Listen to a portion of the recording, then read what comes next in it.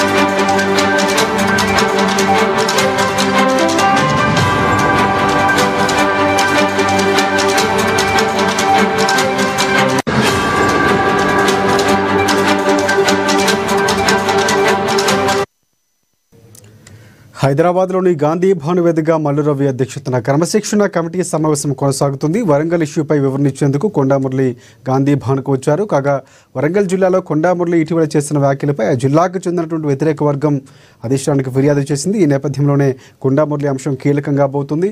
So అలాగే అనిరుద్ధ్ రెడ్డి అంశం, రాజగోపాల్ రెడ్డి అంశం, మూడు అంశాలకు సంబంధించి ఎలాంటి నిర్ణయం తీసుకోబోతున్నారు, ఏ అంశాలపై ప్రధానంగా మాట్లాడబోతున్నారు అనే అంశానికి సంబంధించి పూర్తి అప్డేట్స్ అందించేందుకు మా ప్రతినిధి హరీష్ మనకి లైవ్లో సిద్ధంగా ఉన్నారు. హరీష్, చెప్పండి, పూర్తి అప్డేట్స్ ఏంటి? సో ప్రధానంగా ఎవరెవరు సమావేశంలో పాల్గొన్నారు, సో ఏ అంశాలపై చర్చ సాగుతుంది?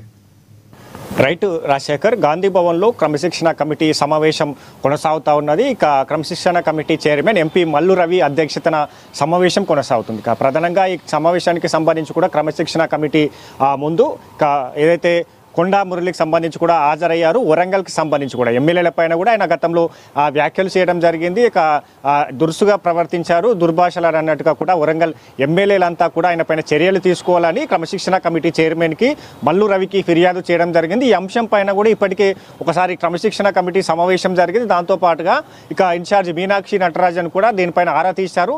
ఇక వరంగల్కి సంబంధించిన అంశాలు, అక్కడ కొండా వర్సెస్ ఎమ్మెల్యేల పనితీరు ఏదైతే ఆ వివాదానికి సంబంధించి కూడా అన్ని అంశాలకు సంబంధించిన నివేదికను ఇన్ఛార్జ్ మీనాక్షి నటరాజన్ తీసుకున్నారు. ఇక మరోవైపు ఏదైతే కోమటిరెడ్డి, రాజగోపాల్ రెడ్డికి సంబంధించి కూడా మొన్న సీఎం పైన కూడా వ్యాఖ్యలు చేయడం జరిగింది. గతంలో కూడా ఇదే అంశానికి సంబంధించి కూడా 2 సార్లు సీఎంని టార్గెట్ చేస్తూ కూడా రాజగోపాల్ రెడ్డి, మునుగోడు ఎమ్మెల్యే రాజగోపాల్ రెడ్డి వ్యాఖ్యలు చేశారు. ఈ వ్యాఖ్యల పైన కూడా పూర్తి స్థాయిలో క్రమశిక్షణ కమిటీ కూడా తీవ్రమైన పరిగణలోకి తీసుకుంది. చర్యలకు సంబంధించి కూడా ఉపక్రమించేందుకు ఈరోజు సమావేశంలో కూడా కీలకమైన నిర్ణయాన్ని తీసుకునే అవకాశాలు అయితే కనిపిస్తాయి. ఇక ప్రధానంగా వరంగల్ జిల్లాకి సంబంధించి కూడా అంటే కొండా మురళి వర్సెస్ ఎమ్మెల్యేల ఏదైతే వివాదానికి సంబంధించి కావచ్చు, దీంట్లో వరంగల్ జిల్లాకి సంబంధించి కూడా నాయని రాజేందర్ రెడ్డి ఎమ్మెల్యే, అలాగే వరంగల్ జిల్లా నాగార్జున అయితే వరంగల్ జిల్లాకి సంబంధించి కూడా నాగరాజు వర్ధన్నపేట ఎమ్మెల్యే, అలాగే రేవూరి ప్రకాష్ రెడ్డికి సంబంధించి కూడా Parakala MLA, Kadiyam Srihari station Ganapur MLA ప్రధానంగా వీళ్ళపైన కూడా గతంలో 16 పేజీల నివేదికనిచ్చారు. పనిగట్టుకొని మంత్రి కొండా సురేఖకి సంబంధించి కూడా వాళ్ళు పనిగొట్టుకునే దుష్ప్రచారం చేస్తుండ్రు, తప్పుడు వార్తలు రాయిస్తూ ఉన్నారు. ఇక మంత్రి పదవి ఏదైతే మంత్రి పదవి తొలగిపోతున్నట్టుగా కూడా తప్పుడు వార్తలు రాయిస్తున్నట్టుగా కూడా ఆయన 16 పేజీల నివేదికతో కూడిన పేజీలను క్రమశిక్షణ కమిటీ చైర్మన్కి అందించిన నేపథ్యం అయితే కనిపిస్తూ ఉన్నది.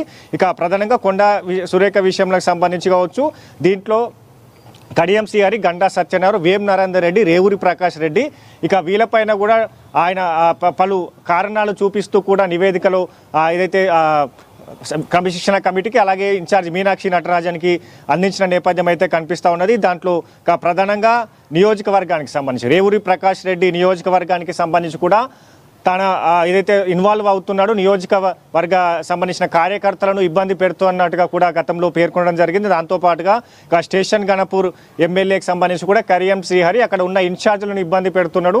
ఆయనకు సంబంధించి కూడా కాంగ్రెస్ పార్టీని ఇరుకున పెట్టే విధంగా వ్యవహరిస్తూ ఉన్నాడు. దీనిపైన కూడా చర్యలు తీసుకోవాలంటూ కూడా చెప్పడం జరిగింది. మరి దాంతోపాటుగా నాయని రాజేందర్ రెడ్డికి సంబంధించి కూడా ఆయన ఎన్నికలకు సంబంధించి కావచ్చు, అంటే ఎన్నికల ముందుకు సంబంధించి కూడా కొండా దంపతులు తన గెలుపు కోసం పనిచేశారు. ఇక ఇప్పుడు సంబంధించి కూడా కొండా సురేఖకు వ్యతిరేకంగా పనిచేస్తూ ఉన్నారు. ఆమెను మంత్రి పదవి నుంచి తప్పించే విధంగా కూడా, అంటే తప్పుడు వార్తలు రాయిస్తున్నారు. కార్యకర్తలకు సంబంధించి కూడా ఏదైతే తప్పుడు ఇండికేషన్స్ ఇస్తున్నారు. ఎమ్మెల్యేల అంతా కూడా పనితీరు బాగాలేదు. కాంగ్రెస్ పార్టీకి సంబంధించి అక్కడ పార్టీని మరోసారి గెలవనీయకుండా కూడా అట్లాంటి కార్యాచరణ చేస్తున్నారు, అట్లాంటి పనులు చేస్తూ ఉన్నట్టుగా కూడా కొండా మురళికి సంబంధించి కూడా ఆయన 16 పేజీల నివేదికనిచ్చారు. దాంతోపాటుగా ఇక ఈ రోజుకు సంబంధించి కూడా సమావేశానికి హాజరయ్యారు. రాజగోపాల్ రెడ్డికి సంబంధించిన వ్యవహారానికి సంబంధించి కావచ్చు, ఆయన